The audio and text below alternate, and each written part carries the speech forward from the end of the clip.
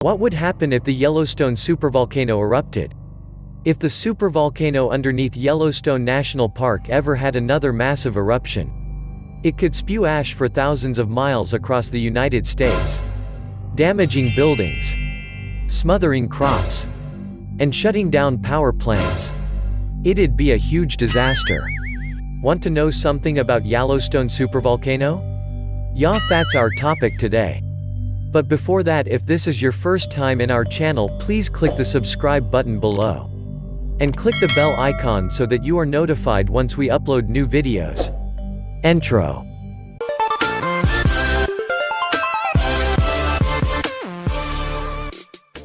Let's continue.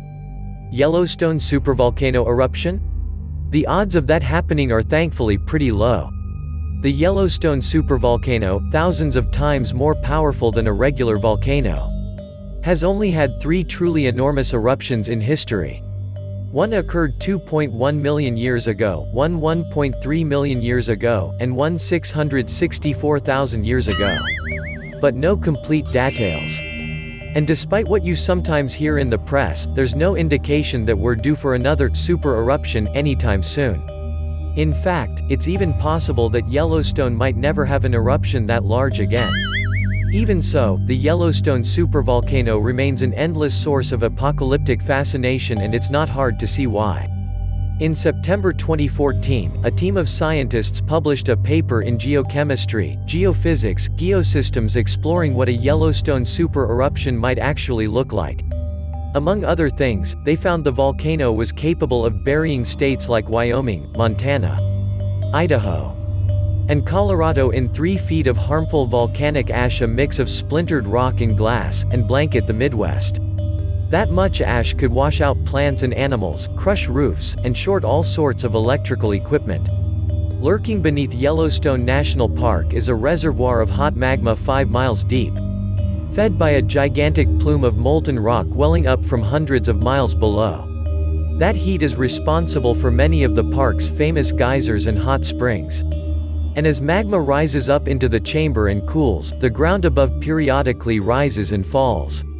On rare occasions throughout history, that magma chamber has erupted. The vast majority of those eruptions in Yellowstone have been smaller lava flows, with the last occurring at Pitchstone Plateau some 70,000 years ago.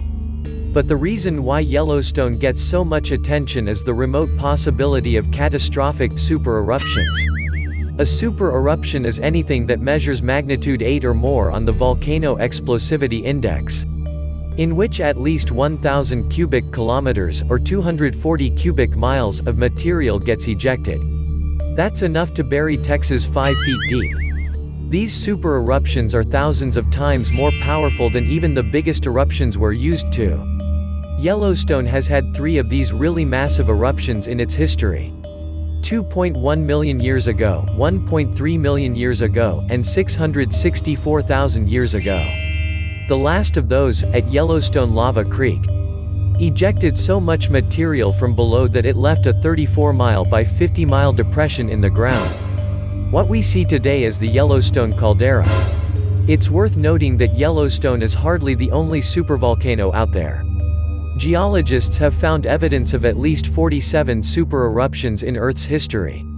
The most recent occurred in New Zealand's Lake Taupo some 26,000 years ago. More dramatically, there was the gargantuan Toba eruption 74,000 years ago, caused by shifting tectonic plates.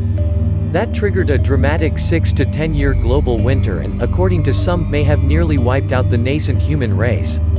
On average, the Earth has seen roughly 1 super eruption every 100,000 years. Although that's not an ironclad law. So what would a Yellowstone eruption look like? Let's reiterate that the odds of any sort of Yellowstone eruption, big or small, are very low.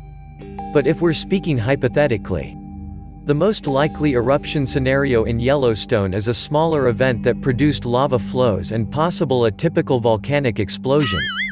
This would likely be precipitated by a swarm of earthquakes in a specific region of the park as the magma made its way to the surface.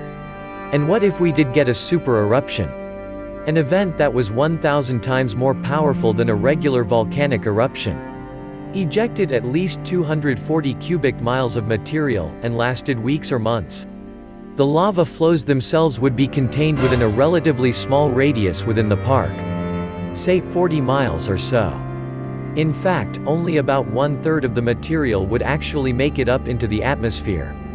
The main damage would come from volcanic ash, a combination of splintered rock and glass that was ejected miles into the air and scattered around the country. An eruption would create an umbrella cloud, expanding even in all directions. A super eruption could conceivably bury the northern Rockies in 3 feet of ash, devastating large swaths of Wyoming, Idaho, Colorado, Montana, and Utah. Meanwhile, the Midwest would get a few inches of ash, while both coasts would see even smaller amounts. The exact distribution would depend on the time of year and weather patterns. Any of those scenarios would be terrible news. That much volcanic ash is capable of killing people, plants, and animals, and crushing buildings.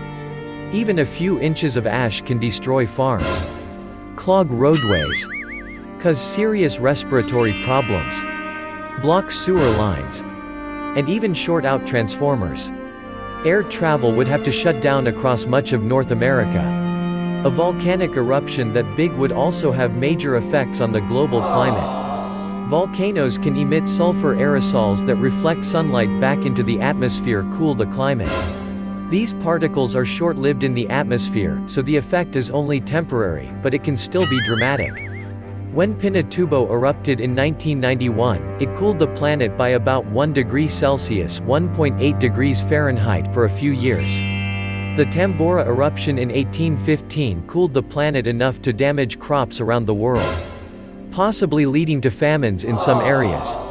And those were relatively tiny eruptions compared to what a supervolcano is, in theory, capable of. So what are the odds of a Yellowstone super eruption? Very, very low. In fact, it's even possible Yellowstone might never erupt again. Right now, there's no sign of a pending eruption. Yellowstone Park does continue to get earthquakes, and the ground continues to rise and fall, but that's nothing out of the ordinary. Yellowstone is behaving as it has for the past 140 years. The United States Geological Survey points out, odds are very high that Yellowstone will be eruption-free for the coming centuries. The United States Geological Survey also notes that, if you simply took the past 3 eruptions, the odds of Yellowstone erupting in any given year are 0.00014%. Lower than the odds of getting hit by a civilization-destroying asteroid. But even that's not a good estimate, since it's not at all certain that Yellowstone erupts on a regular cycle or that it's overdue for another eruption. In fact, there might never be a big eruption in Yellowstone again. The Earth will see super eruptions in the future, but will they come in Yellowstone? That's not a sure thing, says Lowenstern. Yellowstone's already lived a good long life. It may not even see a 4th eruption. Volcanoes, after all, do die out. The magma chamber below Yellowstone is being affected by 2 opposing forces: the heat welling up from below and the relative cold from the surface. If less heat comes in from below, then the chamber could conceivably freeze, eventually turning into a solid granite body. It's also worth noting that the volcanic hotspot underneath Yellowstone is slowly migrating to the northeast, or, more accurately, the North American tectonic plate above the hotspot is migrating southwest. On a long enough time scale, the hotspot will move out from under Yellowstone. And the Yellowstone supervolcano would, presumably, die out. Of course, it's possible that another supervolcano could emerge further in the northeast. But the hotspot would first have to heat up and melt the cold crust first. And that process could take 1 million years or longer. It's hard to get our minds around something like 1 million years, Lowenstern says. Humans are a relatively brand new species. But Earth's been around a very long time. And these systems take a long time to do what they do. Thanks for watching, my friend. Please click like and share to help our channel. Please click the subscribe button below. And click the bell icon for more videos to come.